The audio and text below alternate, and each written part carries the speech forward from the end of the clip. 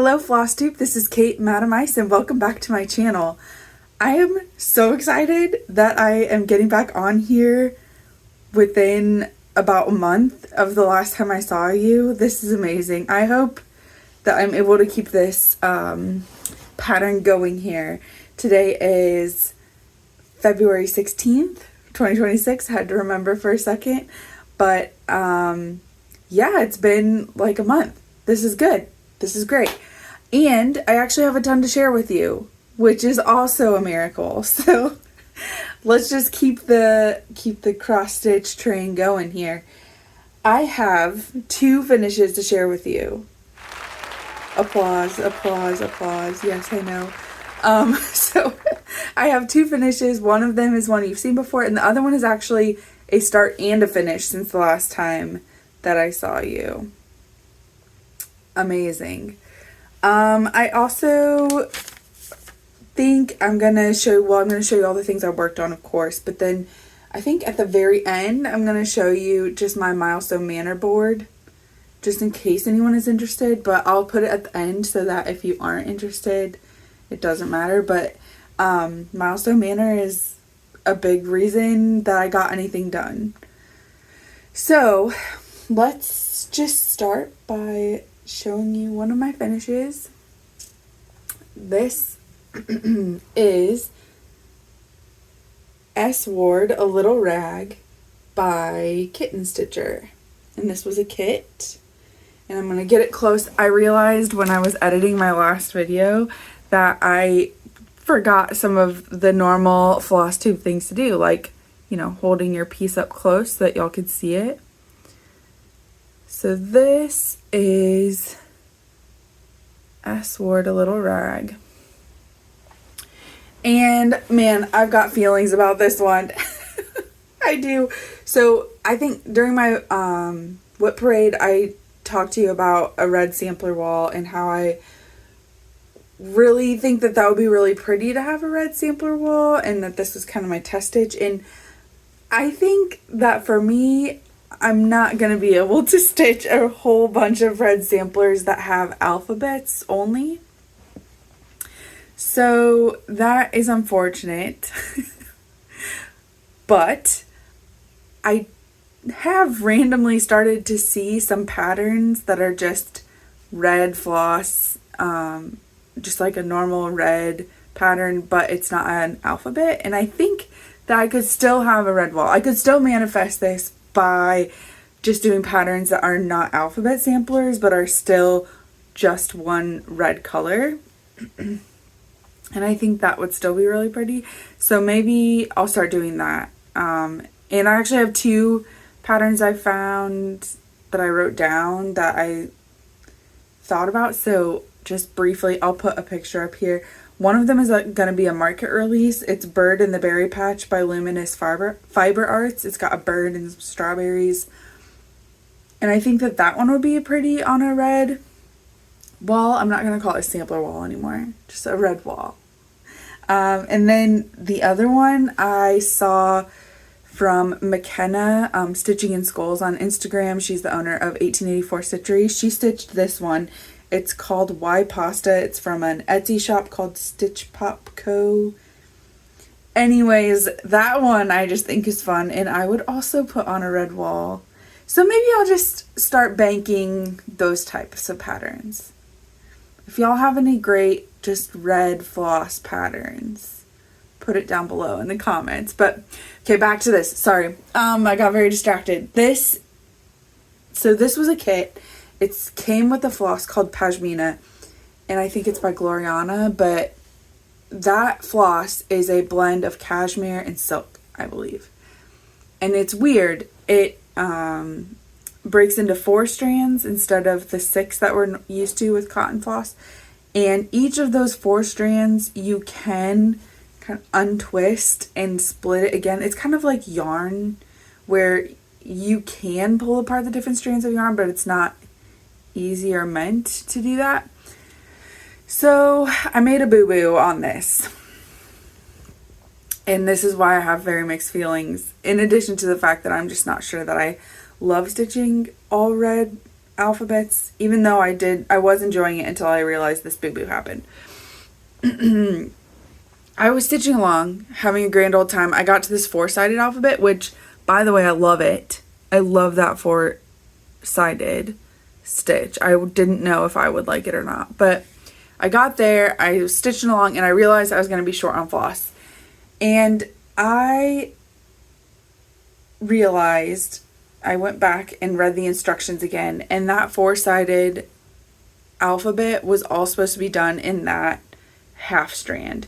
I had remembered that I would need to do that for the 1/1 for her name, but I had forgotten that the 4-sided needed to be split. So I did run out of that floss, and I was not going to try to buy more just to finish this. So I found a cotton that I thought would work, and I dare you to tell me where it is. Just kidding. I'll actually put a picture at some point of where I ran out of floss. Maybe right next to this. I'll cover my face with a picture right now so that you can compare it. But yeah, so this very bottom part is in the cotton floss instead of that pashmina. It blends fine from a distance. You're not going to be able to tell. I mean, if you stare at it, you can tell that it's 2 strands instead of 1 strand, and you can tell that there's a texture difference and slight color difference. But anyway, so I was overall pretty annoyed when I finished this because I did not remember those directions well and ran out of floss. So it was my fault, of course. I also finished that. I went on a work trip in the last month, and I have to fly all the way across the country, and luckily I have a direct flight, but it's about a 6-hour flight, and I'll show you what I worked on when I was on that work trip in a minute when I get to whips. But that piece, I was so annoyed about it, and I just wanted to get it done, and I ran out of that floss, and I had to figure out an alternative and all that, and I almost made myself late for that flight because I was so annoyed. I just had to stay and finish it, and I literally put in the last stitch and like threw that piece in the corner and ran out the door with my bag to get to the airport. So just in case you wanted to know, I'm a little bit happier with it now. It's not immediately angering me. Okay, enough about that. This is way too long on one piece. So I decided to start a new piece kind of randomly, but kind of not. I realized that I have never actually stitched a piece by Stitchy Prose. And I am friends with Holly, who's the designer, and it bothered me that I had never actually stitched a design. I've bought several designs, but I've just never stitched one. So I wanted to rectify that. So that's been in the back of my brain lately. And then also, I've been kind of watching Flosstube again, which I haven't been doing previously, but I'm finding a couple new people that I'm enjoying. And one person that I did find who's new to me is Becca is Stitching, and during her whip parade, she showed Butterfly Bouquet by Sprouting Lupine. Yeah, Sprouting Lupine. And that piece is on a light pink background, and it's got blacks and grays. And I was like, I love that color scheme. And in my brain, this is going to be funny. I was like, this is not my normal. I am surprised that I like that color scheme. I don't normally go for that. Excuse me. Look right behind me. Okay. But regardless, I decided I really like that color scheme, and so I decided that color scheme I could try to make something similar on one of Stitchy Prose's pieces, and that's what I did. It's not the same because I kind of went off after I decided to do it, but here we go. Look at this. So this is the same fabric as this piece behind me. It's Apple Blossom by Fabrics by Stephanie. And the original piece is like, I mean, the stems are green and it's brighter colors, but I converted it to this darker, let's see, can I get it to focus on it very well? Okay, so I stitched it in these blacks and grays and then dark colors, the dark red and dark purple and this dark blue for the border. And of course I stitched it 1/1, so it's this teeny tiny little piece, and I love that. It's 32 count 1/1. And I mean, who doesn't love the song Tiptoe Through the Tulips? So yeah, I'm so glad to have gotten this done. It's so tiny and precious. I like the color scheme, clearly. And yeah, so I got that started and finished since the last time I saw you, which is craziness. Since I just mentioned new people, there's one other person I wanted to mention that I found that's new for me, and that's Marjorie Made. I'm really enjoying her floss tubes as well. So if you're looking for a rec, there you go. Let's start talking about whips. The things I've worked on since the last time that I saw you. Now, the vast majority of this is because of Milestone Manor. And this one is Milestone Manor, and I worked on it on my work trip. So, which I didn't realize that that this was up for the Milestone Manor when I chose to take it with me.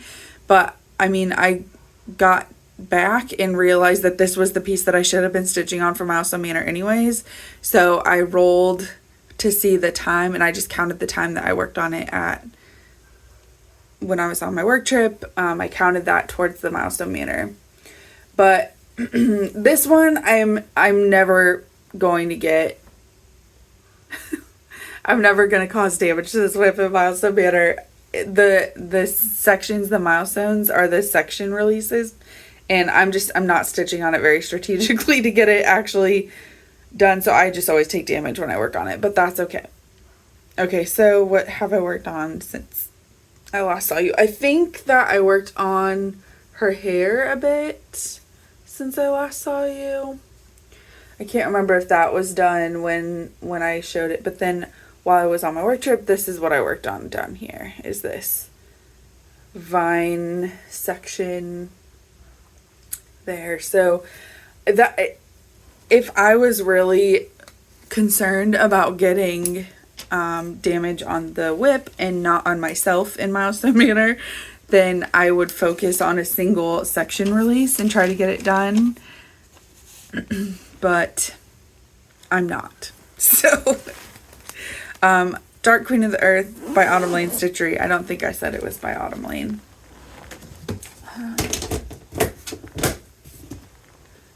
Just moving. This is a bin of rolled up finishes. Okay. This one was not done for Milestone Manor, but it was, or anything else. I just took it with me on my work trip because I was so excited about stitching on it for WhipGo last month that I just wanted to see more work on it. This is Threadneedle Street by, I'm not gonna remember off the top of my head. Is it Annie Beez? Yeah, Annie Beez Folk Art. And I worked on this one on the plane ride back, so pretty much the full 6 hours. I think I got 5.5 hours stitched on it on the plane, and I got, a ton of this house done, which makes me feel better about my color choices. If you remember last time, I was like, I don't know if I made good decisions here, but I think I did. I'm going to keep using them anyways, regardless. So, but that side of that house is done. Again, this one, I just fool myself. I think that this is a small, but it is not, which is a common refrain for me, is I think that things are smalls when they're actually quite a lot of stitching. Okay, I'm going to put this here. Next up, oh, this was the saddest thing. Milestone Manor, I went into a new room. I used my tiny wheel to figure out which project was in that room. I got Mini Oak King by Heaven and Earth Designs, artwork by Stokes, and I was so excited about it. And then I rolled a 1. So I only had 1 hour to stitch on it. So I think that all that would be different is just this little, I think I stitched some of this, oh, right here above the black, I think is where I stitched. It was just only 1 hour of stitching, not enough to see any real progress on this one. So sad. I can't wait to get him out more. I need to find my way to that room more often just so that I can stitch on it in my map. Okay, next up, this is actually the one that I'm working on right now, and I very well could finish this before or during this round of Milestone Manor. So this is Gnome Biscornu by the Tiny Modernist, and I have finished the top of it completely. I finished the back stitching on this one last night, actually. So yeah, this is so cute. Those little gnomes. And then I'm just working on the back of it now. The back part of the Biscornu, I have some progress on it. I think I've officially figured out that I counted these sides correctly, which is exciting. The backs are like a little more sparse. Like between these two things, there's like a little bit of stitching here and here, but there's a lot of blank space. So it's not as easy to tell if I've got it quite right. But I think I counted and double counted and triple counted, and I think we're good now. So I rolled the maximum for this turn in Milestone Manor, and so I rolled 12 hours, and I think I'm about halfway through it. I don't know, we'll see. I have high hopes that I can get that back all the way done. We'll see. We'll see. If we don't, it'll at least be close. Okay, so this is my oldest whip. It's French Flower Shop. And it is a kit from Sunset, which I think is Dimensions, a version of Dimensions. And I think I've gotten some good progress on this since the last time I've seen you, because I got a good amount of this window done in this section over here. And I'm pretty stoked about it. Again, I think I talked about this during my whip parade, but one of the bigger annoyances about working on this piece, there's several, but one of them is that the chart that I'm using was a secondhand chart, and the person had highlighted on the original chart the stuff that they had completed, which was primarily all in this area, and the chart is already kind of hard to read, and that just makes it worse. So, and you know, speaking of the floss tubers I mentioned, Becca's is stitching. She recharts many of her charts so that she can use them all in Pattern Keeper, and I don't know why I don't just do that. I should just do that. It would make my life so much better if I just recharted this one so that I could actually read the chart. You know? What an idea. I've gotten a new laptop though, and I moved I have the files for all of the patterns that I've made saved, but I need to move the program over. I haven't re-downloaded it on the new computer. That's a me problem that y'all don't care about. Okay. I think that is all my whips. Yeah. What is in here? Oh, no, it isn't all my whips. I have one more to show you. This is my own design. It is Mushroom Cottage. And I've gotten a lot done on this one too. And this one is where I realized I am stitching strategically for Milestone Manor and I don't care. Not in my normal way of stitching, because I want to make sure that the next time I pick it up, I'm going to be able to get a milestone done. And so the way that I've broken up the milestones for this one, the last time I stitched on it for Milestone Manor, I got one for finishing the roof. And then I've also designated finishing the windows, finishing the house siding, finishing the stem, right? So I finished that roof, and then I stitched most of the windows, but haven't finished this one because I want to save it so that I can quickly knock that out if I get a low roll next time. I've stitched most of the mushroom stem, but not all of it, so that I can quickly knock it out if I need to. I've gotten a good start on that siding so that I can quickly knock it out if I need to. But in a way, it's kind of nice to have that, because sometimes I get a little paralyzed with deciding what part I want to stitch on next on a project. And so this is giving me another way of kind of figuring out my strategy for stitching. And in this case, I want to make sure that I don't take any damage the next time that I work on it. Alright, I'm going to take a coffee break. That is all of my whips. This lovely mug, it says, I got this, or this is for you. I ate it.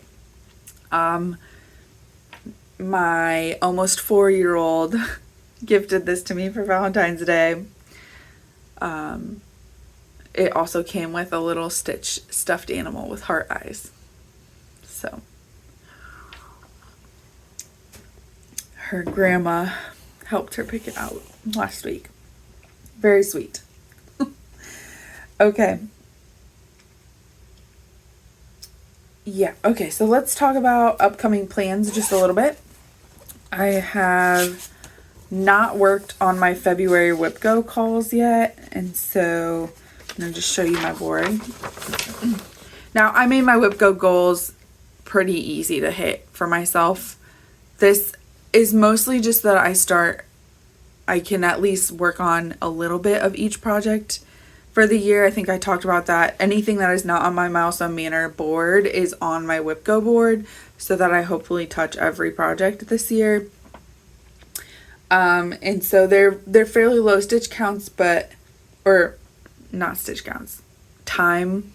I do time now because I don't like counting stitches at this point, but regardless, okay.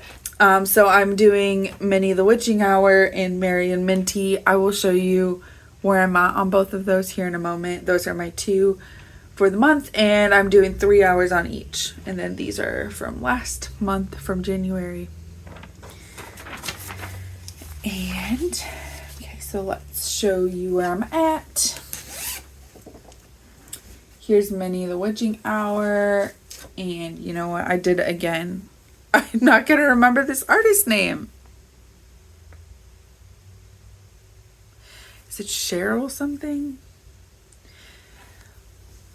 This is Heaven and Earth Designs. It's a retired chart.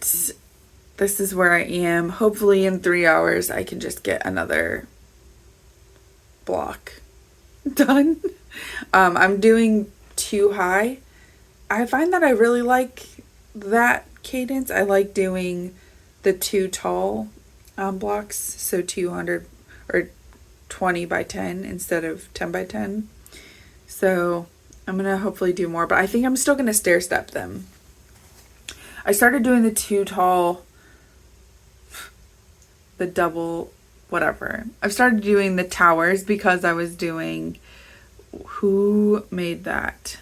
There was a new method that came about, and it was stitching in towers. I don't remember what that method was. But in that one, you stitch 2 wide and you go all the way across and all the way across. And I've decided I still like doing the stair steps better because, especially Mini Oak King, I was running into problems with parking my threads and it just getting too cluttered. And it was because I was going all the way across because I would park downwards. Anyways, I think it's gotten, I think I like it better to do diagonals, like stair stepping this way. But I do like the 2 blocks at once situation. I feel like it goes smoother and it's not too big of an area for myself. So that was a lot to say about nothing really, but that's where I am on Minnie the Witching Hour. Oh, wrong thing. Here we go. And this project bag needs to be lint rolled. I'm gonna put that aside. Alright, and the other one that I drew for this month, or that's on my whip go for this month, is Marion Minty. It's a stitch along from, man y'all, I'm struggling. Brenda Gervais with Threadneedle and thread. It was a stitch along. It was a mystery stitch along. I don't know, years ago. Let's see, just have a year on here. 2020. But upside down. So this is where I'm starting at. I'm gonna put 3 hours on it. The white is all the way done. I guess what I'm probably gonna do is try to finish the borders and save the fun stuff in here. That's probably what I'll do, but we'll see when I pick it up if that's ends up remaining my strategy. Alright. Okay, so that's all of my stitching I'm going to show you. So if you are done now, if you don't want to see the Milestone Manor board and how I'm doing it, then that is totally fine. And thank you so much for stopping by and hanging out with me and checking out my projects again. And I will see you hopefully very soon. Hopefully I can keep up on this. Okay, and then if you're still here for Milestone Manor, let's talk. Okay. So first I'm going to show you my board. This is the board I drew up. It is my childhood home from like the first youngest part of my childhood. And it's a 2-story like farmhouse with a basement. So this is the like entry level, the first floor, second floor, and here's the basement. So I've highlighted around the rooms that I've explored so far. I just leveled up, and so I have 2 more rooms that I can explore now because I rolled 2 when I leveled up. So if you play Milestone Manor, I guess just quickly, if you don't play Milestone Manor, there's this map. I'm trying to explore the whole map. Every room has a whip in it, and when I enter the room, I roll a die to see how much stitching I do, and then based on what I get done or not done, either I take damage or the whip takes damage, and then I move on to another room. The whole point is exploration of the map. And you're limited in the number of rooms you can go into based on your level. So I'm now level 2.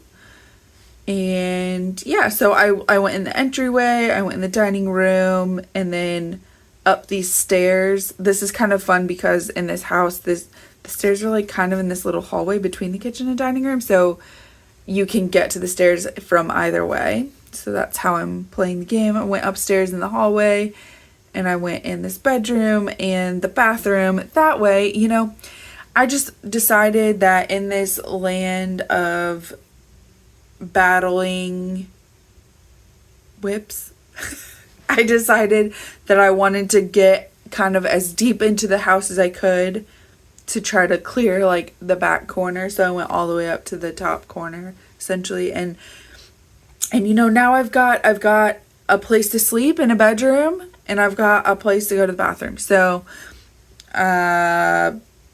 you know, this hallway was where S Ward is, so now the hallway is cleared for now. I think at some point I'm gonna kind of shuffle around the whips. I think someone else is gonna move into that hallway. It gets a lot of action, that hallway, because I hadn't thought about it when I set it up, but this hallway is like, I mean, if you go into this, you have to get in the hallway to get to any of these rooms. Then every time you want to switch rooms upstairs, you have to go through the hallway. So the hallway gets seen a lot. So I think I might move French Flower Shop, which is currently on the stairs. I think French Flower Shop might see that open, lovely hallway space and decide to rehome itself there. But I'm going to give it a little more time before I make that decision. Okay. So up here, I'm keeping track of the rooms and which projects are in each room. I have my projects on a wheel, so when I enter a new room for the first time, I spin the wheel and figure out what project lives in that room. And then down here, I'm kind of keeping track of what I rolled and when. So this was on the 1st of January. I was in the entryway. I rolled a 3, so for 3 hours, and I did not hit any milestones. That's kind of what I'm doing down here. So this is just like a little log of what I'm rolling on what dates, and you'll see I haven't been working on, because I had that work trip and just, I got kind of thrown off here, and because I rolled a 12 for the Biscornu, I rolled it on the 31st of January, and I still haven't stitched those 12 hours on that Biscornu, just, you know, things, but I'm chipping away at it. And I've been stitching. I stitched tiptoe. That's really what it was. I stitched tiptoe, which is not on my board at all. Okay, this is just my character sheet. This was my level 1. I took 3 damage before I leveled up, and then I leveled up. I've taken 1 damage so far. That's from Dark Queen of the Earth. And then this was all the experience points. S Ward, which was the last one that I had for my level 1. I actually hit 3 milestones on it, but I had already gotten, I mean, it was the end of the level, so it's not like it carries over to the next level. Anyways. Okay, and then here is my whip sheet. And you can see I kind of like changed my mind a couple times here, so it's all kinds of messy, but we're just going with it. Anything that's scribbled in, that's because that's beyond the health points available for each whip. For each whip, I chose the number of health points for the whip based on how old it is. So the oldest whips have the most health, which forces me to work on them for longer before they're removed from play. S Ward is not only out of the game, which is shown here, but is out of my life because it's no longer a whip. I finished it. So I just went ahead and highlighted it, marked it off. And then this doesn't really matter to anyone, but I made this spreadsheet with essentially my milestone designations for each project. That's on the board because I have such a wide range of projects that I couldn't choose consistent milestones, like a certain stitch count done or a certain percent complete. I have so many that are not on Pattern Keeper that finding the percent complete is too much. I can't say like a row is done, because not all of them are like full coverage, where rows make a lot of sense. There's not, so they all just have their own kind of milestones associated with them. And that is it. So that's my milestone banner. I'm having a lot of fun with it. If you have any questions about how I'm playing it, or if you are playing it and you want to tell me some of the nuances that you have, please do down below, because I think this is very fun. And I'm gonna keep playing it, I think, for a while, because it's just been motivating, extremely motivating for me. So anyways, I think that's everything I have for you today, and thank you so much for stopping by and visiting and talking to me and getting an update on my projects. I hope to see you again very soon, and I will talk to you later. Bye!